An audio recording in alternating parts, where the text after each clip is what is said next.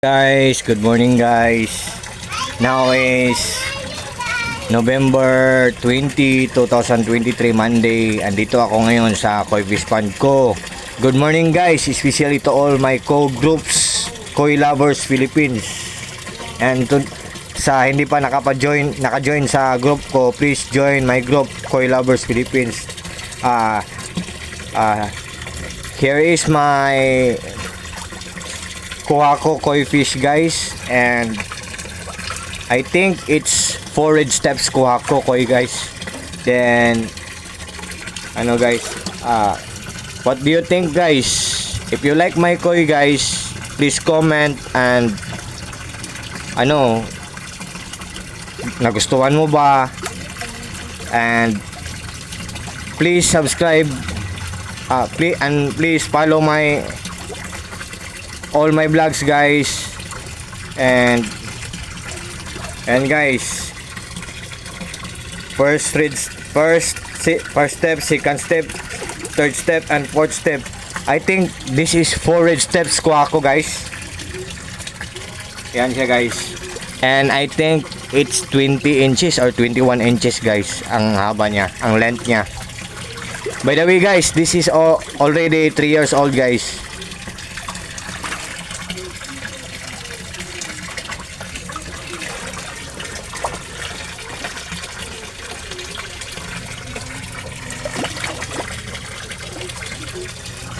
Bye bye guys. I-release natin siya guys. Bye bye. Sige. Labas na. Bye bye. Oh, lumabas na siya. Yan ang mga koi fishes ko iba guys.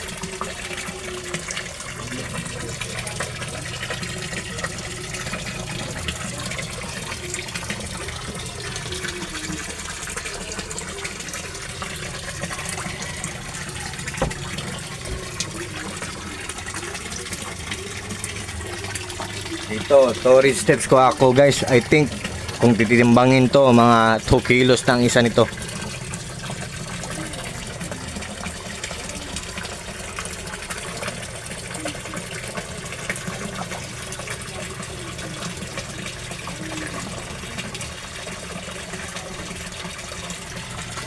Okay, bye bye guys. By the way nga pala guys, ito nga pala ang koi fish pond ko. Glass ang fence niya. Tapos ang filtration system ko ay aquarium. Pinabutasan ko sa taas at pinabutasan ko sa ibaba. Yan. At ang ginagamit ko na submersible pump guys ngayon guys ay 24 watts lang, kasi nasisira ang 35 watts ko. Nasira ang 35 watts ko, bago lang. So bumili na lang ako ng 24 watts. At guys, pinawilding ko dito. At ito din, pinawilding. Tapos nilagyan ng fence na glass. Ito ang by the way guys, hi guys, this is my place guys. Simple, small, but terrible.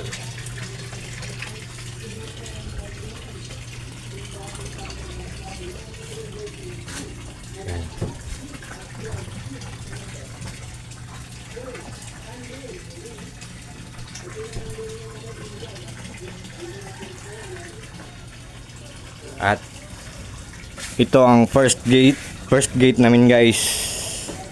Unang gate namin at saka second gate namin. Yan. At ito ang third gate namin. Yan.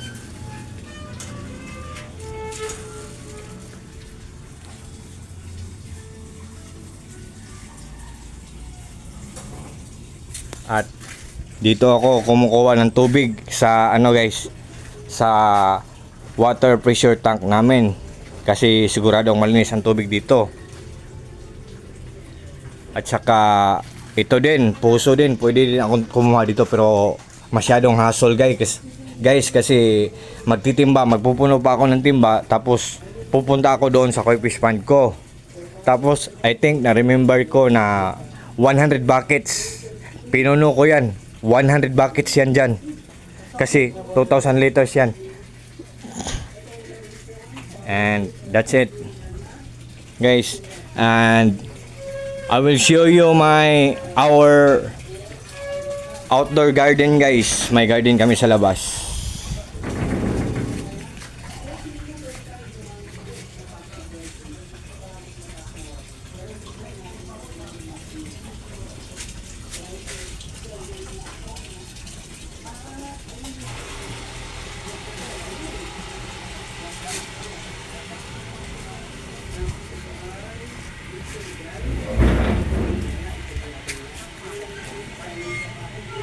May mga cactus din ako na mga collections, guys.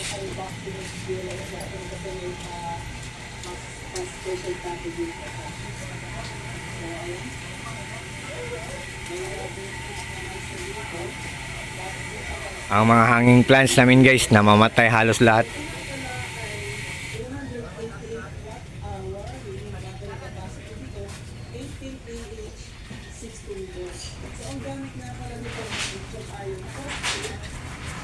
So, sa ganitong packaging sa ganitong battery size, bihira ang makahanap ng power station na ginagamit ng lithium iron phosphate. So, naparastic tayo ng Thunderbox version 2.0 kasi naka-lithium iron phosphate na siya. Mas safe kasi yung kesa sa lithium iron na. So, ganito lang naka-lithium iron. At lithium na to. Yung lithium iron phosphate pa nga pala, hanggang 3,000 cycles.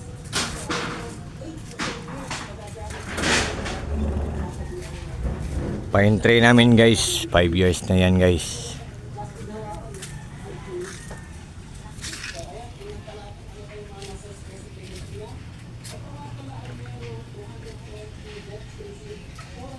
Hanging plants namin, no, halos namamatay lahat ng mga tanim.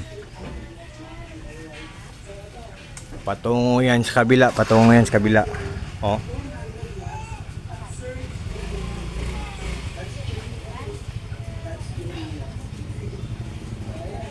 Namamatay halos lahat, guys.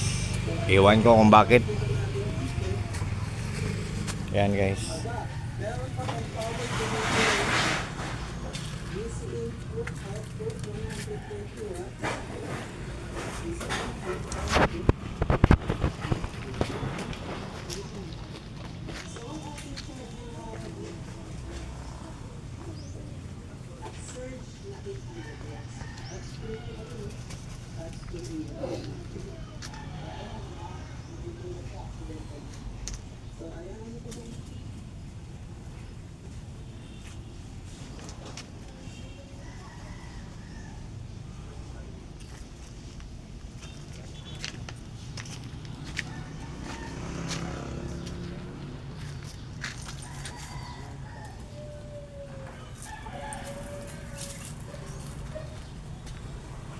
Yan ang bahay namin, guys.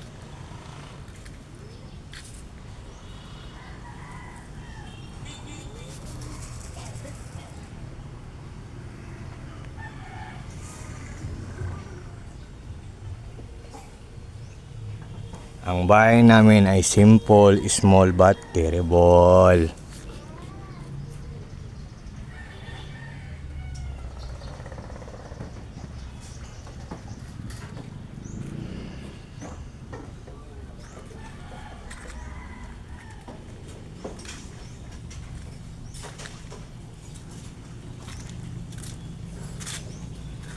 Yan, CCTV namin yan sa taas.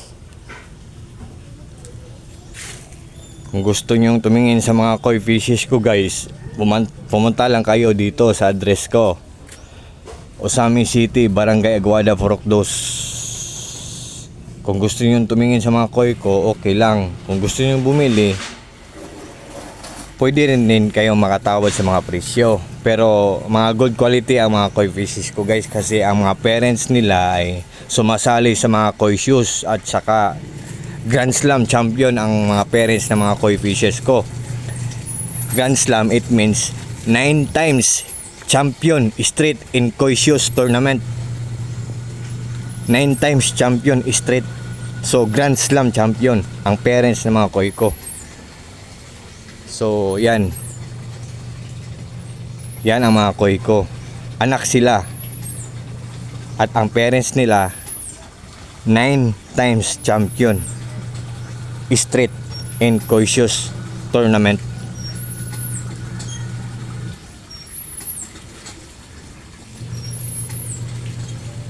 Ito ang garden namin guys. Sa loob nga ng bahay may garden kami, indoor garden, pero maliit lang doon.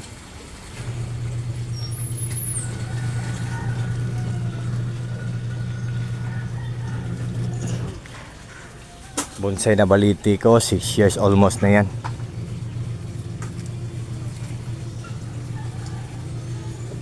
Almost 6 years na yan.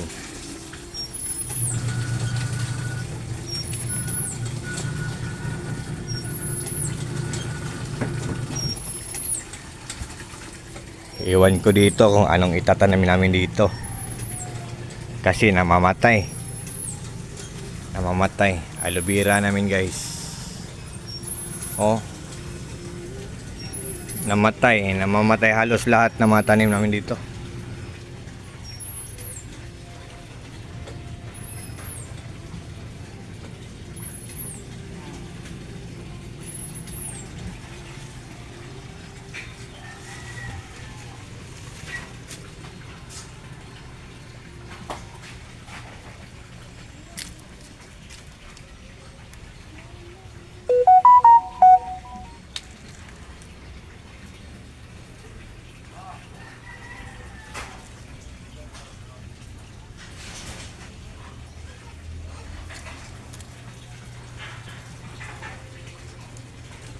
Okay guys, bababa na tayo.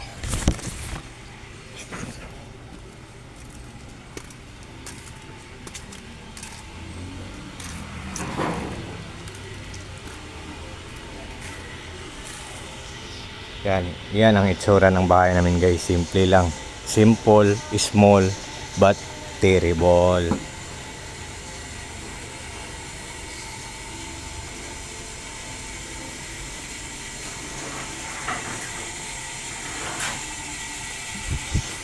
Mio yan ng papa ko at saka scooter yan ng kapatid ko.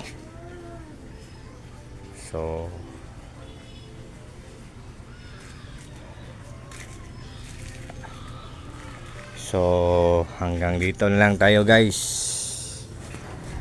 Bye bye guys. See you with my next vlog. Especially to my co-groups, Koy Lovers Philippines. Bye bye. Bye bye.